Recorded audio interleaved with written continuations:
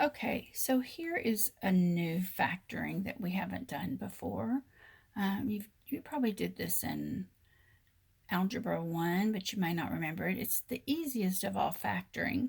It's just a matter of recognizing what the problem looks like. Factoring differences of squares is just that. You have something squared, and difference, means subtraction. So it's something squared minus something else squared. Well, when you have that, you can just know that it's always going to end up the same way. A squared minus b squared is always going to end up with having a factor that is the square root of a squared. Well, the square root of a squared is just a, and the square root of b squared, which is b.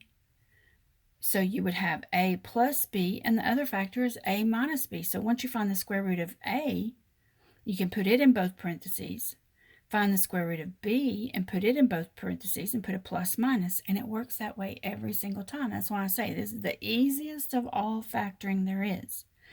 So here's an example problem. X squared minus 16.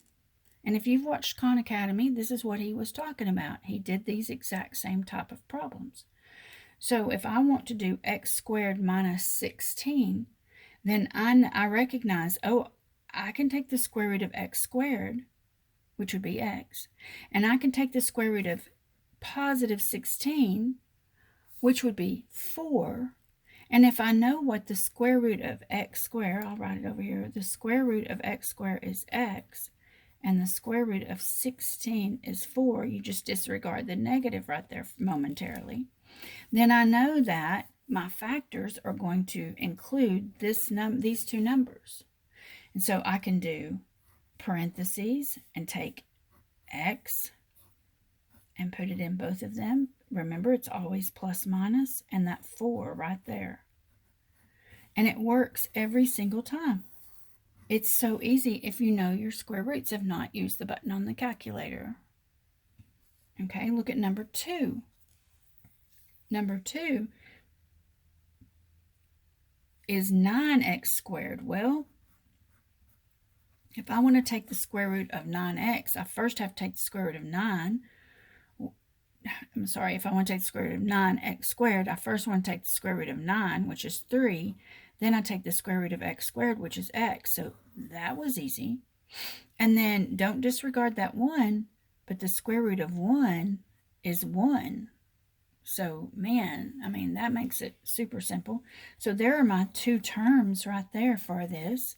I go, okay, I need two parentheses because that's what we're doing. We're factoring. And I go, square root of 9x squared is 3x. So I put that in both of them. I put a plus and I put a minus sign, and the square root of 1 was 1. And there's my answers, right like that. Just that super simple. Now I get to number 3, and I go, oh man, I can't take the square root of 3, and I can't take the square root of 27, and it'd be an integer. It would be a rational number, and it'd be something weird, decimals, a bunch of decimals, and you'd have to figure that out. And we're not going to do that. But if that's the case, then I want to go, oh wait, remember how I'm supposed to always look for the GCF when I get stumped up? Well, let's see. What is the greatest common factor of 3 and 27? Well, it's 3, right? So I go, okay, well, just like always, pull the 3 out and divide everything by 3. 3x squared divided by 3 gives me x squared. And then 27 divided by 3 gives me 9. Oh boy, that's much easier now. Because now I just go, oh, I know what to do here. Take the square root of x squared. The square root of x squared is x. And take the square root of 9, which is 3. And I go, okay, so this is, I just take these and put them in there. X and plus and minus and 3 and 3. And there you have it done. Don't forget to include your greatest common factor. We know some people have been forgetting that. So we want to make sure we include that greatest common factor when we have one like this one. And then there's number 4. And I had a lot of people ask me questions on number 4. A question like number 4, I think that Sal Khan did on one of his videos. So I'm going to address that now. With number 4, Once again, you know, I know it looks like it's written backwards and you never ever turn it around the other way. You always want to work with it just like what you see it here. Well, you know, you might punch this in your calculator and go square root of 98. Miss Plum, that gives me a decimal. Yeah, I don't want that one. So what we do then is look for greatest common factor again. So I go, oh, look, there's a 2, and that's an even number. I bet I can divide them by 2. And so if I divide them by 2, I'm going to put a 2 right here, and I'm going to see what happens.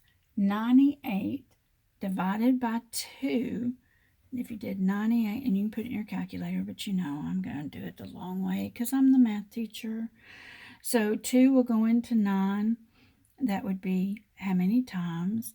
And so, well, that it would be 4 times, because 4 times 2, that'd give me 8. It doesn't go evenly, so we're just going to do it 4 times, and we're going to go, okay, subtract that. 9 minus 8, that's 1. Bring down the 8. Remember long division? 2 will go into 18. 9 times, well, 9 times 2 is 18. And so that gives me a remainder of nothing. So there's my answer. So 98 divided by 2 is 49.